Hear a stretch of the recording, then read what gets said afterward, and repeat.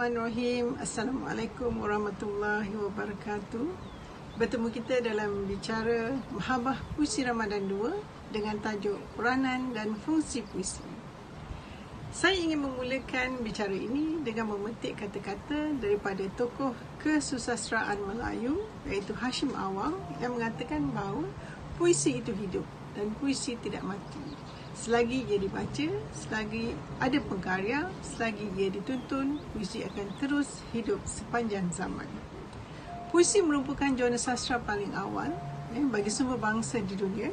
Kebanyakan bangsa di dunia memiliki puisi masing-masing dan puisi pula terdiri daripada dan puisi pula hadir dalam banyak bahasa berdasarkan bangsa penuturnya. Bagi tajuk yang diberikan kepada saya iaitu Peranan dan Fungsi Puisi, saya merujuk kepada puisi moden iaitu sajak. Puisi sebenarnya terhasil daripada pengalaman dan juga pengamatan penulis, terutama terhadap alam dan perhubungan antara manusia dengan manusia dan juga perhubungan antara manusia dengan Tuhan.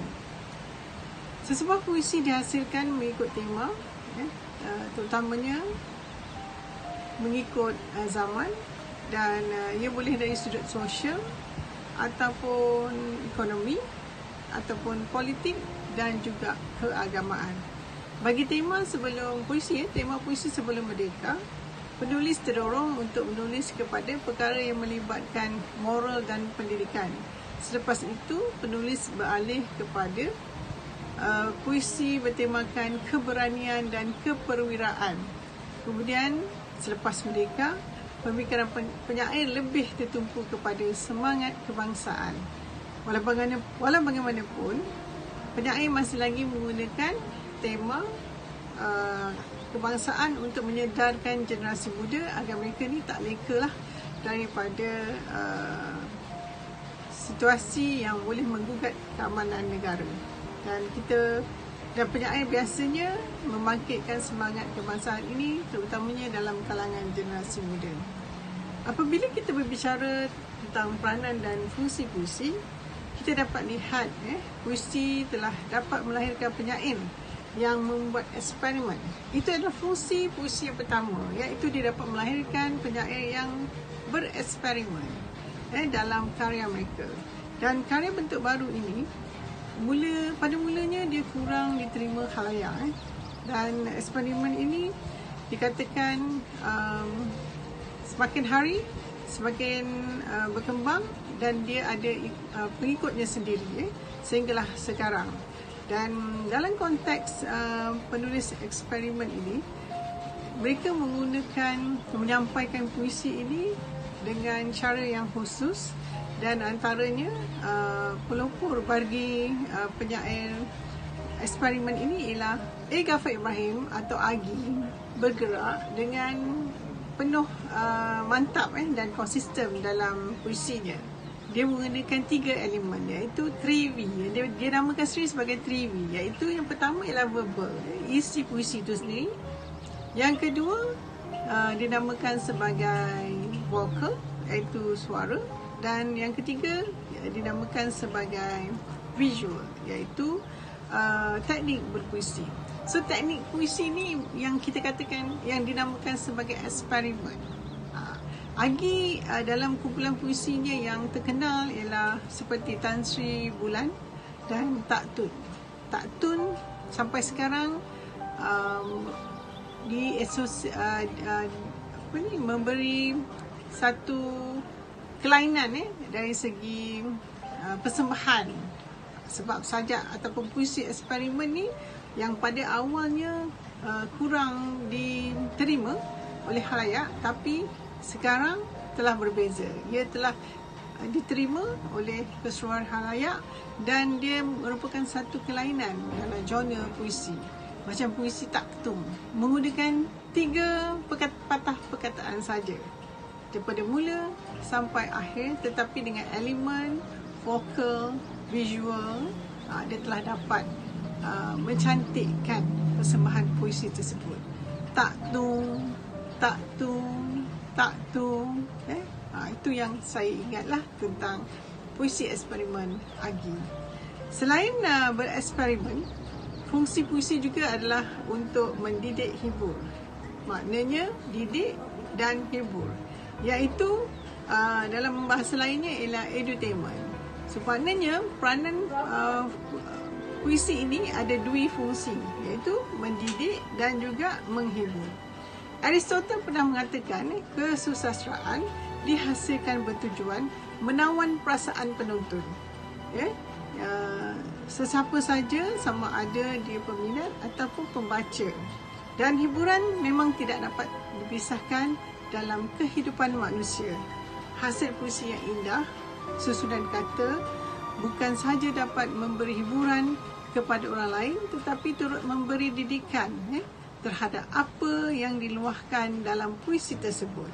Fungsi puisi yang seterusnya, fungsi puisi dalam didik hibur ini, kita lihat dia mencapai satu evolusi dalam persembahan.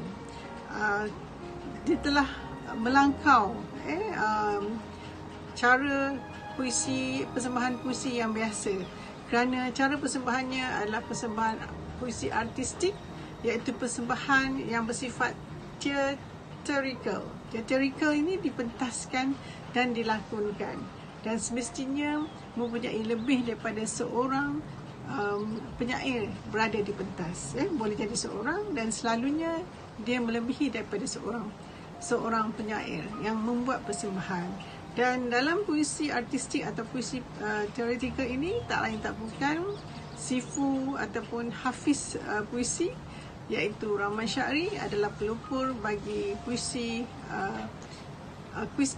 artistik ataupun puisi teoretikal ini. Dan dalam puisi-puisi ini memang banyak kita lihat ada elemen mendidik dan sekaligus dia menghibur. So dua fungsi dalam peranan puisi ini dapat dilaksanakan bagi persembahan-persembahan berbentuk teoretikal. Seterusnya, puisi juga memainkan peranan sebagai alat pengajaran kepada pembaca. Dia boleh mengajar. Tadi dia didik hibur, sekarang dia mengajar. Kita kadang-kadang tak sedar bahawa dalam sesuatu karya puisi itu ada elemen pengajaran di dalamnya.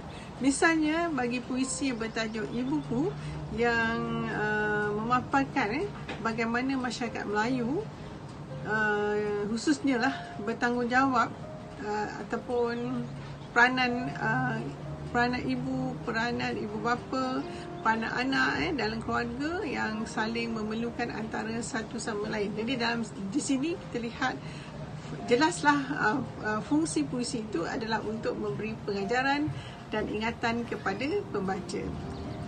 Fungsi puisi seterusnya adalah sebagai alat untuk menyampaikan ilmu. Bagaimana ilmu itu boleh disampaikan melalui puisi? Kerana dalam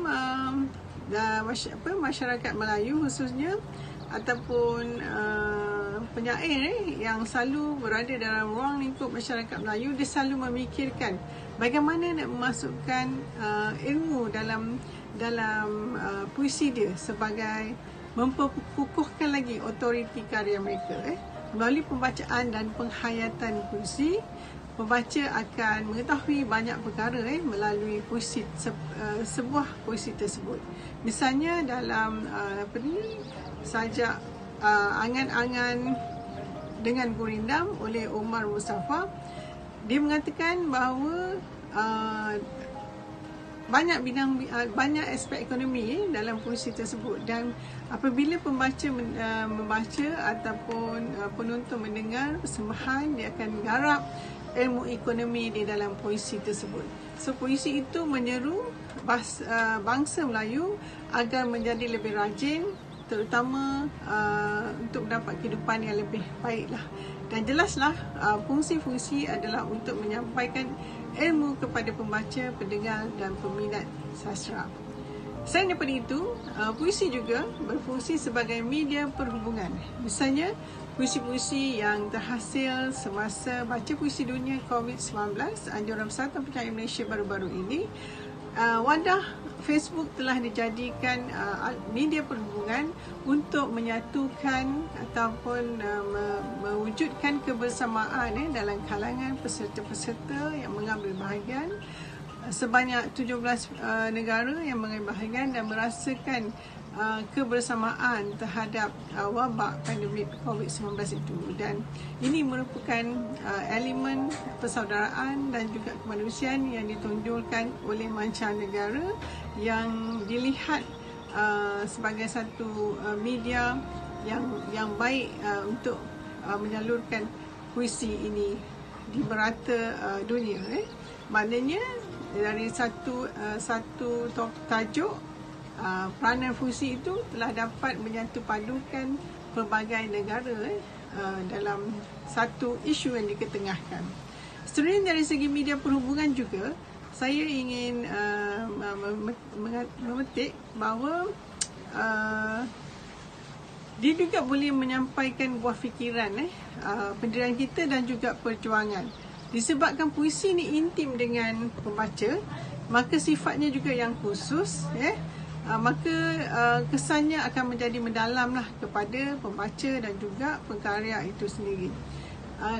Jika kita kaji sejarah negara Perancis, kita lihat pemimpin di Amerika Latin menggunakan puisi untuk menyalurkan perjuangan bangsa mereka, sehingga ada penyair seumpama Pablo Neruda telah dapat dilahirkan sebagai seorang negarawan terbilang di negaranya. Jadi tidak heranlah boleh kita katakan bahawa puisi adalah media perhubungan yang sangat kuat untuk membentuk jati diri seseorang itu.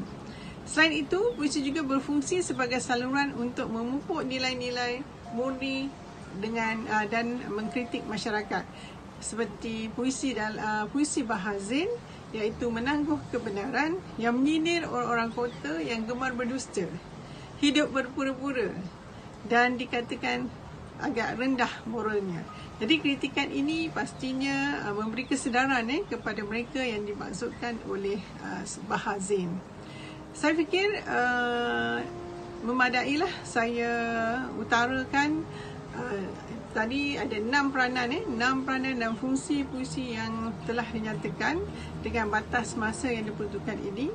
Saya dengan ini ingin memetik satu kata-kata daripada sastrawan negara Esa Ahmad Said yang mengatakan bahawa puisi itu adalah realiti kehidupan. Puisi adalah realiti kehidupan. Dan saya harap puisi akan terus memainkan peranan yang penting kepada masyarakat dan negara sebagai penanda bagi peradaban bangsa. Dengan kata-kata itu, saya akhiri bicara saya ini dengan mengucapkan salam 10 Ramadan terakhir dan selamat menyambut Aidilfitri. Mohon maaf zahir dan batin. Sekian, wassalamualaikum warahmatullahi wabarakatuh.